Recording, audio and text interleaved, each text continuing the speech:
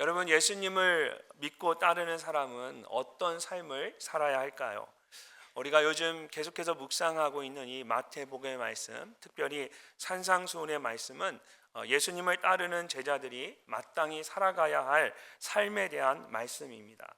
예수님께서는 제자들에게 바리새인들이나 서기관들보다 더 나은 의가 있어야 한다라고 말씀하십니다. 남에게 보이기 위한 형식적인 삶을 버리고 진실한 믿음의 삶을 살아야 한다라는 것입니다.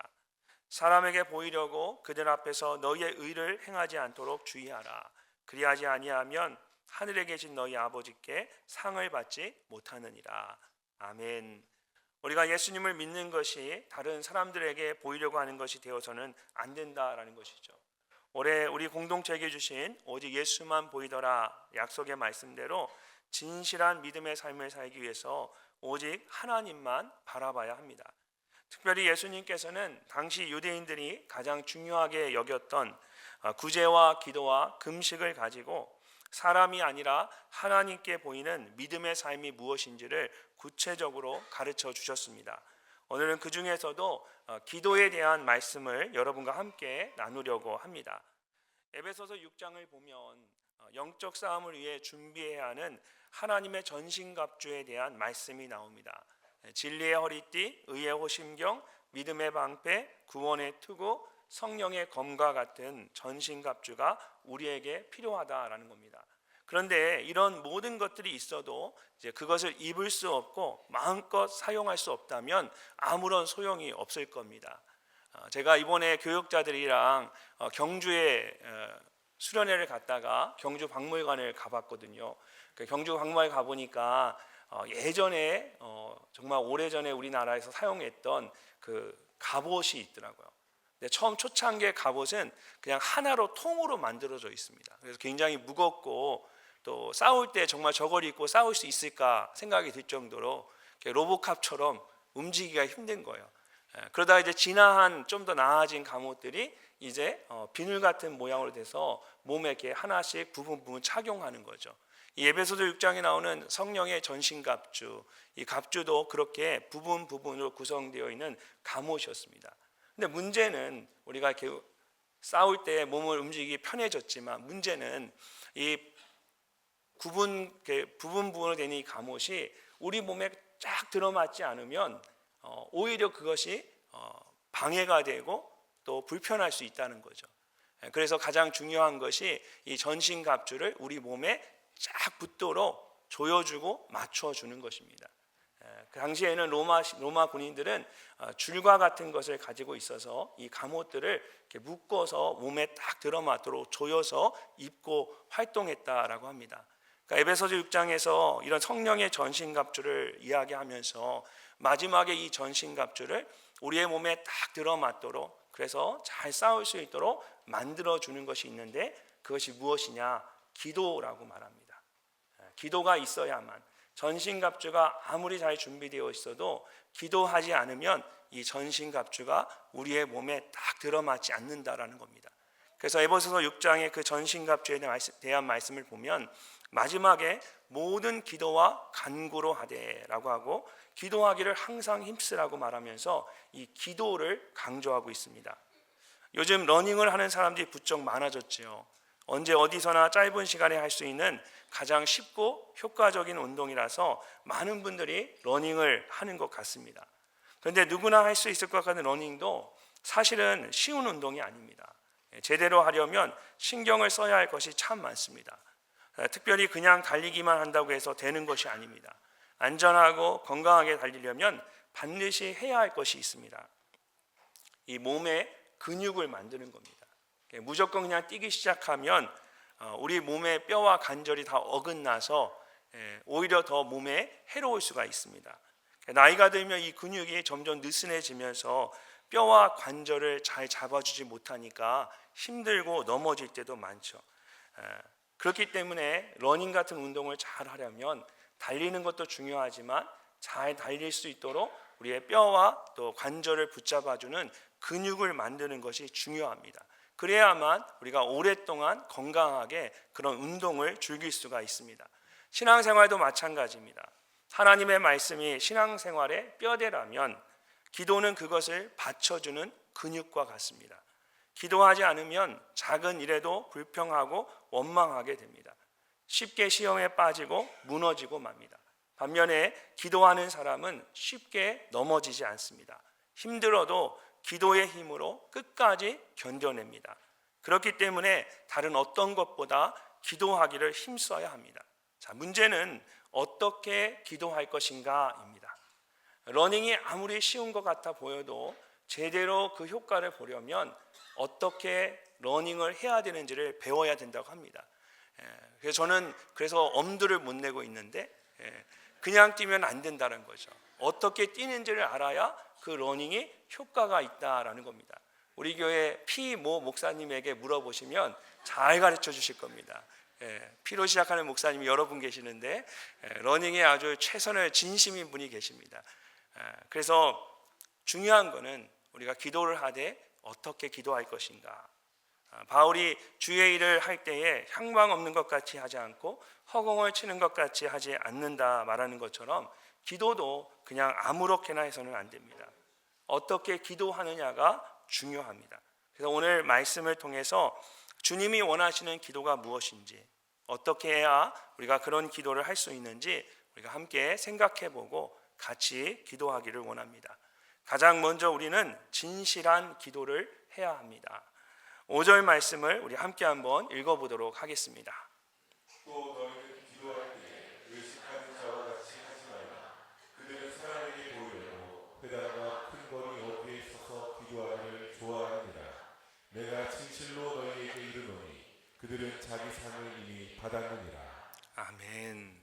너희는 기도할 때 whenever 언제든지라는 표현, 이런 표현입니다. 이 바로 앞에 또 구제할 때라는 그런 표현과 같이 기도라는 것이 어떤 특별한 경우에 하는 것이 아니라 일상적으로 하던 것이었다라는 의미입니다.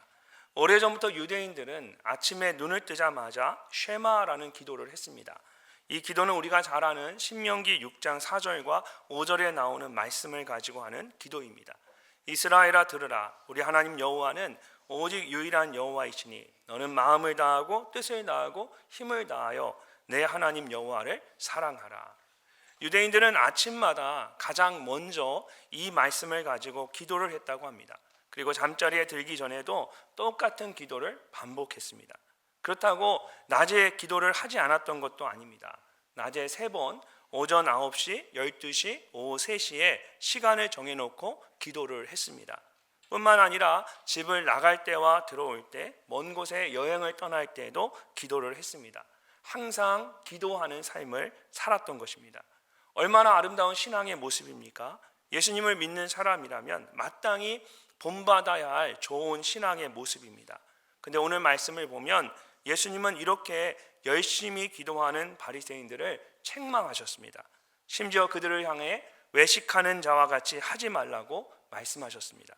왜 예수님께서는 그렇게 그들을 책망하신 것일까요? 바리새인들이 회당과 큰 거리에서 기도했기 때문일까요? 당시에는 성전에서 기도하기도 했고 길에서도 기도했습니다. 제가 미국에 살 때 저녁에 공원에 앉아 있는데 옆에 테이블에서 대화를 나누고 있던 중동 사람들이 갑자기 일어나서 자리를 깔고 기도하는 것을 본 적이 있었습니다. 또 작년에 블레싱 매나 사역을 하면서 이스탄불에 있는 한 호텔에서 선교사님들과 함께 수련을 했는데 그때 저희가 사용하던 지하 세미나실 옆에 작은 방이 있었습니다. 처음에는 그곳에 물이 나오는 수도꼭지가 있어서 화장실인 줄 알았습니다. 그런데 나중에 보니까 그것이 이제 무슬림들을 위한 기도실이었습니다. 그러니까 매일 정해진 기도 시간이 되면 손을 깨끗이 씻고 들어가서 기도하는 곳이었습니다. 여러분, 외국에 나가 보면 공항마다 무슬림들을 위한 기도실이 있습니다. 그들이 시간을 정해놓고 그때에는 다 멈추고 모여서 기도를 합니다. 심지어 비행기 안에서도 시간이 되면 자리를 깔고 기도하는 사람들도 있습니다. 예수님 당시의 유대인들도 이렇게 정해진 시간이 되면 어디에 있든지 그곳에서 하나님께 기도를 했습니다. 그렇기 때문에 이렇게 회당이나 거리에서 기도하는 것을 가지고 무조건 잘못됐다고 할 수는 없습니다. 어떻게 보면 그런 기도의 모습이 부러울 때도 있습니다. 서서 기도하는 것도 마찬가지입니다. 우리는 앉아서 기도하지만 유대인들은 오래전부터 서서 팔을 들고 기도를 했습니다. 사실 기도를 하다 보면 앉아서 할 수도 있고 서서 할 수도 있습니다. 또 앉거나 일어설 수 없는 경우에는 누워서 기도할 수도 있습니다. 단지 기도하는 자세를 가지고 나쁘다라고 할 수는 없습니다. 여러분 자녀들이 기도하자고 하는데, 예배드리자고 하는데 옆으로 쓱 누워서 반쯤 누워서 예배를 드리면 굉장히 불편하시죠. 근데 여러분, 성경에서 예수님께서 최후의 만찬을 나누실 때 식탁에 앉아서 나누셨을까요? 성경학자들은 바닥에 이제 앉아서 떡을 떼고 함께 나누었다고 이야기합니다. 예수님께서 반쯤 누우셔서 떡을 나눠주고 같이 기도하고 말씀을 나누신 겁니다. 여러분의 자녀들이 예수님과 같은 영성을 가질 수가 있습니다. 그래서 그런 걸 가지고 우리가 믿음이 있다, 없다라고 말할 수 없다는 것이죠. 그렇다면 예수님께서 바리새인들을 책망하신 이유는 무엇일까요? 기도의 자세나 장소의 문제 때문은 아니었습니다. 그들의 문제는 기도의 동기였습니다. 예수님의 말씀을 다시 한번 자세히 보십시오. 5절 말씀을 보면 그들이 회당이나 큰 길거리에서 기도를 했는데, 예수님은 그들이 하나님께 기도한 것이 아니라 사람들에게 보이기 위해서 기도했다라고 말씀하십니다. 특별히 예수님께서 바리새인들은 회당이나 큰 거리에서 기도하는 것을 좋아한다 말씀하실 때, 이 좋아한다라는 표현을 하기 위해 사용하신 헬라어 단어가 필레인이라는 단어입니다. 이 단어의 뜻이 정확히 무엇일까요? 마태복음 23장을 보면 예수님께서 이 동일한 단어를 한 번 더 사용하셨습니다. 우리 함께 한번 읽어보도록 하겠습니다. 그들의 모든 행위를 사람에게 보이고자 하나니 곧 그 경문띠를 넓게 하며 옷수를 길게 하고 잔치의 윗자리와 회당의 높은 자리와 시장에서 문안 받는 것과 사람에게 랍비라 칭함을 받는 것을 좋아하느니라. 아멘. 당시의 바리새인들과 서기관들은 잔치에 가면 맨 윗자리에 앉으려고 했습니다. 또한 회당에서도 제일 높은 자리에 앉으려고 했습니다. 그리고 사람들에게 인사를 받으며 랍비, 선생님이라고 부르게 했습니다. 예수님께서 그들이 그런 것들을 좋아했다라고 말씀하십니다. 바리새인들과 서기관들이 왜 그런 것들을 좋아했을까요? 방금 읽은 말씀을 보면 동일하게 말씀하고 있습니다. 그들의 모든 행위를 사람에게 보이고자 하나니. 그들이 하는 모든 행동의 목적은 사람들에게 보이는 것이었습니다. 그리고 예수님은 그런 그들을 외식하는 자라고 하면서 강하게 책망하셨습니다. 그렇다면 외식한다라는 말의 뜻은 무엇일까요? 이것은 헬라어로 히포크리테스라는 단어인데, 원래는 연극 무대에서 가면을 쓰고 연기를 하는 배우를 가리키는 말이었습니다. 즉 자신의 본 모습이 아니라 다른 인물로 연기하는 사람이라는 뜻입니다. 그래서 성경에서 외식하는 자란 하나님 앞에서의 모습과 사람들 앞에서의 보여주는 모습이 서로 다른 사람을 말합니다. 겉은 경건하지만 속은 하나님과 멀어진 상태, 또는 겉으로는 의로운 말을 하지만 속은 자기 의와 욕구로 가득한 사람을 말하는 것입니다. 예수님께서 이런 외식하는 모습을 심각하게 생각하셨습니다. 왜냐하면 이것은 단순한 실수가 아니라 하나님 대신에 사람들의 시선을 의식하는 잘못된 신앙의 모습이었기 때문입니다. 이렇게 하나님 앞에서 사는 것이 아니라 사람들 앞에서 연기하는 신앙은 오히려 하나님과의 관계를 멀어지게 하고 하나님과의 관계를 깨트리기도 합니다. 예전에 미국에서 저희 교단 총회에 참석을 했을 때의 일입니다. 미국은 항상 이제 가족 단위로 모이기 때문에 교단 총회를 할 때에도 온 가족이 함께 참석을 합니다. 그러면 목사님과 사모님들이 회의를 하거나 모임을 할 때 이제 자녀들은 따로 수련회를 합니다. 그리고 마지막 날 저녁에 함께 모여서 예배를 드리면서 서로를 축복하는 그런 시간을 갖게 됩니다. 그때 자녀들이 부모님들을 위해서 찬양과 율동이나 연극 등을 준비해서 나누는 시간이 있습니다. 총회 기간 동안에 자녀들이 직접 안무를 하거나 또 대본을 써서 이렇게 준비를 하는 겁니다. 그러면 아이들의 눈으로 본 이 부모님들의 모습을 그대로 그 연극을 통해 볼 수가 있습니다. 예를 들어서 실제로 아이들이 목사님 자녀들이 쓰고 만든 연극의 내용이에요. 아이들이 어떻게 하냐면 집안에서 난리가 났습니다. 그런 모습을 이제 연극으로 꾸미는 거예요. 그리고 집을 치우지 않아서 집이 너무 지저분하고 또 아이들이 말을 안 들으니까 이 목사님과 사모님이 막 소리를 내면서 아이들을 야단을 치고 있는 겁니다. 근데 그때 갑자기 띵동 하고 초인종이 울리는 겁니다. 그러면 목사님과 사모님 그리고 그 아이들이 일제히 한 줄로 쫙 서서 조용해집니다. 그리고 웃는 얼굴로 집사님 어쩐 일이세요? 라고 반갑게 맞이하는 겁니다. 여러분, 아이들이 집에서 본 목사님과 사모님의 모습을 연극으로 그대로 표현을 한 겁니다. 한국말이 서툰 아이들이 부모님 흉내를 내며 하는데 얼마나 재미있는지 모릅니다.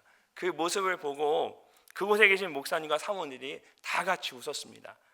모두가 공감한다는 뜻이죠. 자기 모습이라고 생각하는 거예요. 근데 그 이후에 저는 그 연극이 잊혀지지가 않았습니다. 오래전에 그 연극을 보게 되었는데, 아이들이 꾸민 연극을 보게 되었는데 그 자리에서는 웃었지만 돌아서서는 웃을 수가 없는 거예요. 하나님 앞에 죄송했고 또 저희 자녀들에게 미안하고 부끄럽다는 생각이 들었습니다. 목회자로서 사모로서 아이들에게 내가 보여준 모습이 바로 저런 모습이구나 라는 생각을 하니까 아이들에게 너무 미안한 거예요. 그때부터 온 힘을 다해서 최선을 다해서 부족하지만 아이들에게 겉과 속이 다르지 않는 그런 부모의 모습을 보이고 싶은 마음으로 사역을 하게 되었습니다. 사랑하는 성도 여러분, 이것이 목사만의 연약함일까요? 신앙생활을 오래 하다 보면 나도 모르게 하나님보다 사람들을 더 의식하는 행동을 할 때가 많아지게 됩니다.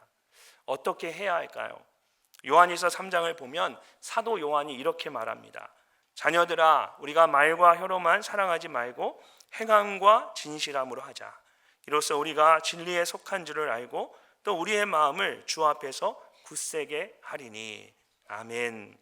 사람들을 대하는 우리의 태도를 말하는 것이지만 사실 무엇을 하든지 행함과 진실함으로 해야 한다는 뜻입니다. 그럴 때 우리의 마음이 주님 앞에 굳건하게 설 수가 있습니다. 이처럼 하나님께서는 우리의 겉모습이 아니라 속마음을 보십니다.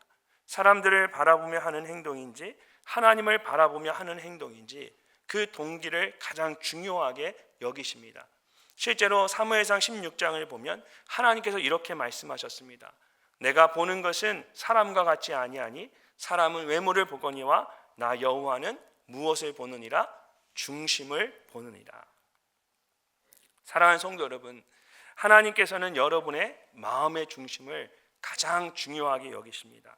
그러므로 우리의 신앙이 하나님 앞에서 항상 진실해야 합니다.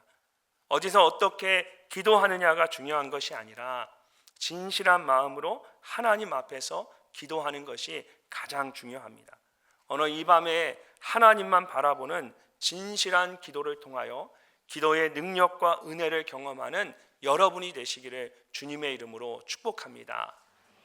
두 번째로 하나님께 기도할 때에 우리는 믿음이 있는 기도를 해야 합니다. 7절 말씀을 우리 함께 한번 읽어보도록 하겠습니다. 또 기도할 때에 이방인과 같이 중언부언하지 말라. 그들은 말을 많이 하여야 들으실 줄 생각하느니라. 아멘. 예수님께서 기도할 때에 이방인과 같이 중언부언하지 말라고 말씀하십니다. 예수님 당시에 유대인들이 사람들에게 보이기 위한 그런 외식적인 기도를 했다면 이방인들은 주문을 외우듯이 아무 생각 없이 반복하는 기도를 했습니다. 여러분, 성경에서 이방인들은 한마디로 어떤 사람입니까? 하나님을 알지 못하는 자들입니다. 하나님을 알지 못하는 자들이기에 먹을 것과 입을 것과 마실 것을 구한다라고 했습니다. 그런 이방인들이, 하나님을 알지 못하는 이방인들이 계속해서 형식적인 주문을 외우듯이 아무 생각 없이 그런 기도를 하는 겁니다. 여기서 중언부언한다라는 말은 헬라어로 바탈로게오라는 단어입니다. 헬라어로 말이라는 뜻을 가진 로고스와 비어있다 또는 헛된이라는 뜻을 가진 바탈이라는 이 두 단어가 합쳐져서 만들어진 합성어입니다. 그래서 다른 성경들을 보면 중언부언하지 말라는 말을 빈말을 되풀이하지 말아라 또는 쓸데없는 말을 되풀이하지 말아라고 번역을 했습니다. 그런데 바탈 로게오라는 단어를 보면 이 바탈이라는 단어가 로게오보다 앞에 옵니다. 이것을 보면 이 단어에서 강조점이 어디에 있는지를 알 수가 있습니다. 예수님께서는 단순히 말을 반복하는 것을 가지고 말씀하시는 것이 아닙니다. 예수님 본인도 겟세마네 동산에서 마지막으로 기도하실 때에 3번이나 똑같은 기도를 반복하셨습니다. 그러므로 예수님의 핵심은 반복하는 기도가 아니라 속이 비어있는 의미가 없는 기도에 있습니다. 열왕기상 18장을 보면 바알 선지자들이 비가 오게 하기 위해서 자신들의 신에게 기도하는 모습이 나옵니다. 그들이 아침부터 저녁까지 큰 소리로 신의 이름을 불렀습니다. 심지어 제단 주변을 뛰면서 피가 나도록 자신의 몸을 상하게 하며 기도했습니다. 그러나 아무런 응답도 받지 못했습니다. 또 사도행전 19장을 보면 바울이 에베소를 방문했을 때에 목격한 일들이 나옵니다. 당시 에베소는 우상의 도시였습니다. 도시 전체에 큰 성전들과 우상들이 가득했습니다. 그리고 에베소 사람들은 크다 에베소 사람의 아데미어라고 외치면서 2시간 이상씩 기도했다고 합니다. 그러나 아무런 능력이 나타나지 않았습니다. 그렇다면 이방인들이 왜 이렇게 같은 말을 반복하면서 기도했을까요? 예수님께서 기도할 때에 중언부언하지 말라고 말씀하시면서 뭐라고 하셨습니까? 7절 말씀을 다시 보면 그들은 말을 많이 하여야 들으실 줄 생각하느니라 말씀하십니다. 이방인들은 신의 이름을 반복해서 부르면 그들의 기도를 듣는다라고 생각했습니다. 왜 그렇게 생각했을까요? 그들은 그들이 기도하고 간구하는 그 하나님이, 그 신이 누구인지를 정확히 몰랐기 때문입니다. 중언부언하는 기도는 바로 그런 기도입니다. 하나님에 대한 분명한 믿음이 없어서 주문을 외우듯 기계적으로 반복하는 기도입니다. 자기가 기도하는 그 대상이 누구인지를 몰라서 계속해서 같은 말을 부르짖는 것입니다. 이런 기도는 아무리 오래 하고 많은 말을 해도 소용이 없습니다. 기도하는 사람조차도 알지 못하는 그런 기도를 누가 들어줄 수 있겠습니까? 그렇다면 어떻게 기도해야 할까요? 형식적인 기도가 아닌 믿음이 있는 기도를 해야 합니다. 그리고 이것은 하나님이 어떤 분인지를 분명하게 알고 기도하는 것을 말합니다. 믿음 있는 기도는 내가 기도하는 그분이 누구인지를 아는 기도입니다. 자, 우리 8절 말씀을 함께 읽어보도록 하겠습니다. 그러므로 그들을 본받지 말라. 구하기 전에 너희에게 있어야 할 것을 하나님 너희 아버지께서 아시느니라. 아멘. 자, 이 말씀을 보면 하나님이 어떤 분이신지를 이야기하고 있습니다. 우리가 기도하는 그 하나님은 어떤 분이십니까? 나보다 나를 더 잘 아는 분입니다. 하나님께서는 우리의 모든 필요를 이미 알고 계십니다. 우리는 기도를 통해 하나님께 우리의 필요를 아뢰고 구한다고 생각하지만 사실은 그렇지 않습니다. 기도가 아니어도 하나님께서는 여러분의 사정을 누구보다 잘 알고 계십니다. 하나님께서 보기를 원하시는 것은 여러분의 믿음입니다.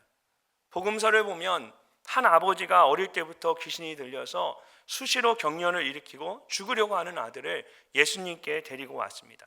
예수님께서 그 아버지에게 언제부터 이렇게 되었느냐라고 물으셨습니다. 아버지는 아이가 어릴 적부터 이렇게 되었다라고 대답합니다. 여러분, 예수님께서 정말 그 아이에 대해서 몰라서 물으셨을까요? 하나님이신 예수님께서는 이미 그 아이에 대해 모든 것을 알고 계셨을 것입니다. 그럼에도 불구하고 그 아버지에게 물으신 것은 문제에 대해 듣기를 원했던 것이 아니었습니다. 아이의 아버지에게서 믿음의 고백을 듣기를 원하셨던 것입니다. 우리는 어떤 어려운 상황이 오면 주님을 바라보기보다는 문제와 상황을 바라보게 됩니다. 아이의 아버지도 예수님을 찾아왔음에도 불구하고 예수님이 누구신지를 바라보는 것이 아니라 여전히 그 아이의 문제와 상황만을 바라보고 있었습니다. 무엇을 하실 수 있거든 우리를 불쌍히 여기시고 도와주십시오 라는 아버지의 말에서 그것을 알 수가 있습니다. 그러자 예수님께서 그 아버지의 믿음을 책망하며 말씀하십니다. 할 수 있거든이 무슨 말이냐? 믿는 자에게는 능히 하지 못할 일이 없느니라. 아멘. 사랑하는 성도 여러분, 믿는 자에게는 하지 못할 일이 없습니다. 예수님께서는 겨자씨 하나만큼의 작은 믿음만 있어도 산을 명하여 여기서 저기로 옮겨지게 할 뿐만 아니라 이보다 더한 일도 할 수 있다라고 말씀하십니다. 이처럼 기도할 때에 가장 중요한 것은 내가 기도하는 그 하나님이 누구이신지 그 하나님에 대한 분명한 믿음입니다. 2022년에 하나님께서 우리 공동체에게 주셨던 약속의 말씀을 기억하십니까? 나의 믿음대로 내게 이루소서였습니다. 나의 믿음대로 내게 이루소서. 마태복음 9장의 말씀을 보면 예수님께서 지나가실 때에 앞을 보지 못하는 두 명의 맹인이 크게 소리를 지르며 외쳤습니다. 다윗의 자손이여 우리를 불쌍히 여기소서. 그들은 예수님을 계속 따라다녔습니다. 그리고 마침내 예수님께서 그들에게 말씀하십니다. 내가 능히 이 일을 할 줄을 믿느냐. 예수님께서는 아무 말씀도 하지 않으시고 그저 믿느냐고 물으셨습니다. 근데 그들이 예수님의 말씀에 주여 그러하오이다 아멘이라고 대답을 했습니다. 그러자 예수님께서 그들의 눈을 만지시면서 선포하십니다. 너희 믿음대로 되리라. 그 순간에 그들의 눈이 밝아지면서 그들이 볼 수 있게 되었습니다. 이처럼 믿음은 선포입니다. 어떻게 할 수 있을지 알 수 없음에도 불구하고 하나님께서 능히 이 일을 행하실 줄을 믿고 선포하는 것입니다. 주님 그렇습니다. 주님께서 능히 하실 줄로 믿습니다. 그럴 때에 우리가 할 수 없는 그 일을 주님께서 직접 이루어 주십니다.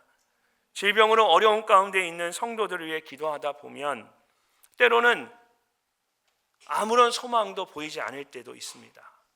그럴 때면 제가 꼭 붙잡는 말씀이 있습니다. 제 눈에 보기에도 소망이 없을 때 믿는 자들에겐 표적이 따르리니 병든 사람에게 손을 얹은 즉 나으리라. 이 말씀을 믿음으로 선포하고 기도합니다. 그럴 때 하나님께서 불가능한 일을 가능하게 하시는 것을 보게 됩니다. 사랑하는 성도 여러분, 성경은 우리에게 분명하게 말씀하십니다. 믿음의 기도는 병든 자를 구원하리니 주께서 그를 일으키시리라. 혹시 죄를 범하였을지라도 사하심을 받으리라. 그러므로 너희 죄를 서로 고백하며 병이 낫기를 위하여 서로 기도하라. 의인의 간구는 역사하는 힘이 큼이니라. 아멘. 오늘 이 밤에 믿음으로 간구합시다. 하나님께서 모든 죄를 용서해 주시고 모든 병자들을 치료해 주실 줄로 믿습니다. 믿음의 기도로 하나님의 놀라운 역사를 경험하는 여러분이 되시기를 주님의 이름으로 축복합니다. 마지막으로 우리는 기도의 자리로 나아가야 합니다. 예수님께서 말씀하신 것처럼 기도할 때에 우리는 하나님을 향한 진실한 기도를 해야 합니다. 또한 하나님에 대한 분명한 믿음을 가지고 기도해야 합니다. 그런데 이런 기도를 하기 위해서 우리가 꼭 해야 할 일이 한 가지가 있습니다. 바로 그렇게 기도할 수 있는 기도의 자리로 나아가는 것입니다. 6절 말씀을 함께 읽어보겠습니다. 너는 기도할 때에 내 골방에 들어가 문을 닫고 은밀한 중에 계신 내 아버지께 기도하라. 은밀한 중에 보시는 내 아버지께서 갚으시리라. 아멘. 내 골방에 들어가서 내 아버지께 기도하라. 내 아버지께서 갚으시리라.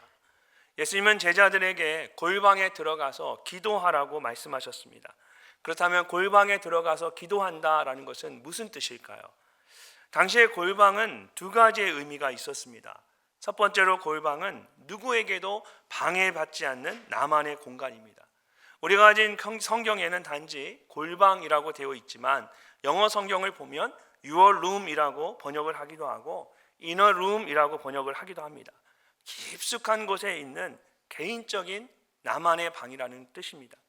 특별히 내 방에 들어가 문을 닫고 라고 말씀하셨습니다. 골방에 들어가서 문을 닫는다는 것은 나의 마음을 사로잡던 세상의 것들을 차단하고 집중하는 것을 말합니다. 누구에게 집중하는 것일까요? 기도하러 들어갔으니까 당연히 기도하는 일에 집중해야겠죠. 이것은 하나님께 집중하라는 것입니다. 골방은 단지 나만을 위한 개인적인 공간이 아닙니다. 하나님과 내가 어떤 방해도 받지 않고 깊이 대화할 수 있는 영적인 자리입니다. 그렇기 때문에 작은 기도실에 들어간다고 해도 하나님께 집중하지 않는다면 그곳은 골방이 아닙니다. 반대로 사람들이 많이 모여 있는 곳이라 할지라도 하나님께 온전히 집중한다면 그곳이 나에게 골방이 될 수 있습니다. 이처럼 예수님이 말씀하시는 골방은 장소가 아니라 하나님과의 깊은 만남을 의미합니다. 두 번째로 골방은 가장 귀한 보물들을 모아놓는 곳입니다. 로마의 지배를 받던 유대인들은 귀한 것들을 빼앗기지 않기 위해서 보물과 같은 것들을 아무도 모르는 곳에 숨겨놓았습니다. 뒤에 보면 예수님께서 보물을 땅에 쌓아두지 말고 하늘에 쌓아두라고 말씀하신 것처럼 당시 유대인들은 비밀스러운 곳에 보물을 쌓아두었습니다. 골방은 바로 그런 영적인 보물들을 쌓아두는 곳이 되어야 합니다. 이처럼 골방은 개인적이면서도 가장 중요한 곳을 의미합니다. 영적인 의미로 해석을 하면 하나님과 함께 1대1로 만나는 장소이고 영적인 보물을 쌓아두는 곳입니다. 그렇다면 여러분에게는 그런 골방이 있으십니까? 하나님과 깊이 만나고 영적인 문제로 씨름하며 땀 흘리는 그런 기도의 자리가 있으십니까? 여러분, 기도하면 빼놓을 수 없는 영화가 있습니다. 10년 전에 미국에서 개봉했던 워룸이라는 영화입니다. 워룸이란 전쟁을 할 때 지휘관들이 모여서 작전을 짜고 전쟁을 이끄는 지휘본부와 같은 곳입니다. 영화에서는 이것이 영적 전쟁을 이끄는 기도의 자리를 의미합니다. 영화는 제약회사에 다니는 평범한 영업사원인 토니와 또 부동산 중개업자인 토니의 아내 리즈 사이에 일어나는 문제들로부터 시작이 됩니다. 토니가 회사에서 어려움을 겪고 그러면서 두 사람이 자주 다투게 되었습니다. 그런 상황에서 리즈가 집을 팔기 원하는 한 할머니를 만나게 됩니다. 이 할머니는 집을 팔기 위해서 이 부동산 중개인인 리즈에게 집안 구석구석을 하나씩 보여줬습니다. 그리고 그 중에 자기가 가장 소중하게 여기는 방이라고 하면서 작은 방 하나를 보여줍니다. 그곳에는 책상이 하나 있었고 벽에는 여러 기도의 제목들이 붙여져 있었습니다. 그것은 할머니가 하나님과 개인적으로 만나고 기도하는 워룸이었습니다. 사방의 기도의 제목들과 함께 응답받은 기도의 내용들이 훈장처럼 붙어 있었습니다. 토니와 리즈는 경제적으로 더욱 어려워졌고 두 사람의 관계까지도 심각하게 흔들리기 시작했습니다. 위기를 느낀 리즈는 할머니의 말을 따라서 문제들을 놓고 기도하기로 마음을 먹었습니다. 자신의 옥장 안에 있던 옷과 신발들을 모두 치우고 그곳에 영적인 싸움을 싸우기 위한 자신만의 워룸, 기도의 자리를 만든 것입니다. 그리고 자신과 가정의 문제들을 놓고 하나씩 기도하기 시작했습니다. 이 영화는 영적 싸움을 싸워나가야 하는 우리에게 워룸이라는 기도의 자리가 얼마나 중요한지를 가르쳐 줍니다. 기도를 통해 리즈와 그 가정이 영적으로 다시 회복이 되고 문제를 하나씩 풀어나가는 모습들은 보는 것만으로도 큰 감동과 도전을 받게 됩니다. 제가 확인해 보니까 넷플릭스에 이 영화가 있더라고요. 이번 설 명절에 여러분 다른 거 보지 마시고 넷플릭스에서 이 워룸을 꼭 한번 보시기를 바랍니다. 사랑하는 성도 여러분, 말씀을 시작할 때 기도의 중요성을 말하면서 에베소서 6장의 말씀을 이야기했습니다. 그런데 그 말씀에 보면 바울이 하나님의 전신갑주를 입으라고 하면서 이렇게 말합니다. 우리의 씨름은 혈과 육을 상대하는 것이 아니요 통치자들과 권세들과 이 어둠의 세상 주관자들과 하늘에 있는 악한 영들을 상대합니다. 이 말은 우리의 싸움이 눈에 보이는 싸움이 아니라 보이지 않는 영적인 싸움이라는 것입니다. 그렇기 때문에 그냥 세상 사람들 상대하듯 싸워서는 안 됩니다. 악한 영을 상대하듯 영적으로 싸워야 합니다. 그렇게 하기 위해서는 우리에게 기도의 자리가 꼭 필요합니다. 그렇다면 여러분의 기도의 자리는 어디입니까? 그것이 리즈처럼 여러분의 집에 있는 옥장이나 작은 공간이 될 수도 있고 새벽에 나와서 기도하는 기도의 자리가 될 수도 있습니다. 중요한 것은 영적으로 씨름할 수 있는 나만의 기도의 자리가 있어야 한다라는 것입니다. 그것이 예수님께서 말씀하시는 기도의 골방입니다. 저와 제 아내에게 있어서 기도의 골방은 새벽에 나와서 예배를 드리는 바로 이곳입니다. 미국에서 마지막 학위를 마쳐 갈 때쯤 하나님의 인도하심을 위해 새벽마다 기도하기 시작했습니다. 그리고 지금까지 그것이 저와 제 아내의 기도의 골방이 되었습니다. 목회를 하다 보면 좋은 일도 있고 힘든 일도 있습니다. 그럴 때마다 저희는 기도의 자리로 더 깊이 나아갑니다. 기도하지 않고는 아무것도 할 수 없다라는 것을 잘 알기 때문입니다. 어제 오전에 목요 중보 예배를 마친 후에 그 예배를 마친 아내에게 제가 전화를 했습니다. 왜냐하면 아내가 굉장히 피곤해했거든요. 그래서 잘 맞춰졌나 궁금해서 맞춰지는 시간에 보고 전화를 했습니다. 목소리가 많이 지쳐 보여서 제가 저희 아내에게 왜 그러냐라고 물었습니다. 예배를 말씀을 다 전하고 마지막에 함께 기도하는데 예상치 못했던 일들이 있었다는 겁니다. 기도 제목이 넘어가야 하는데 넘어가지 않고, 기도 음악 소리를 줄였으면 하는데 줄이지 않고, 그러니까 앞에서 인도하면서 너무 힘이 들었다라는 겁니다.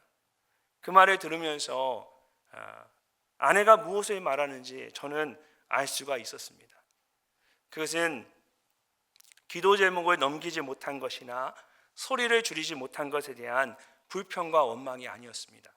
결국 더 많이 기도하며 준비하지 못했던 자기 자신에 대한 영적인 후회와 자책이었습니다. 이번 한 주간 저도 바빴지만 제 아내가 참 바빴습니다. 월요일에 지방에서 중요한 회의와 모임이 있어서 저와 동행을 했는데 밤늦게 자정이 넘어서 대전에 돌아올 수 있었습니다. 그리고 다음날 화요일 오전에 또 마더와이즈 리유니온이 있었습니다. 그러면서 제 3기 마더와이즈 준비와 목요 중보에 전할 말씀을 준비하느라 계속 정신이 없었습니다. 또 때마침 저희 집에 보일러가 고장이 나서 이번 한 주간 그 보일러와 씨름해야만 했습니다. 지난 목요일에도 새벽 3시까지 말씀을 준비하고 잠시 눈을 붙이고 예배를 인도하러 왔던 겁니다. 그렇게 정신없이 지내다 보니까 정말 문제는 뭐였냐면 새벽에 나와서 기도하는 그 기도의 자리를 지키지 못했다라는 겁니다.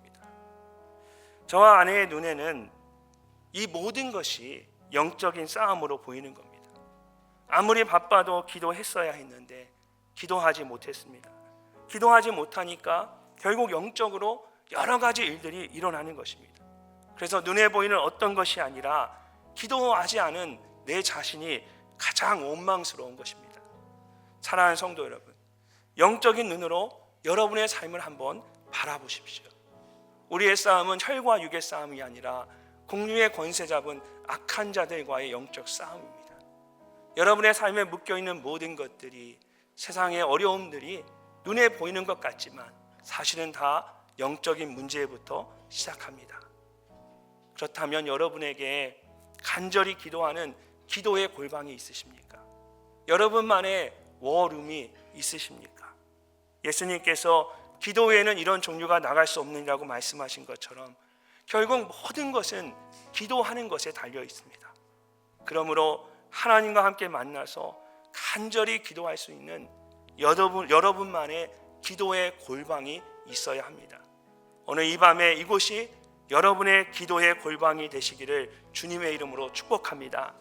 진실한 믿음의 기도를 통하여 이곳에서 하나님의 역사를 경험하실 수 있기를 바랍니다. 간절한 기도로 하늘의 문을 여는 여러분이 되시기를 주님의 이름으로 축복합니다.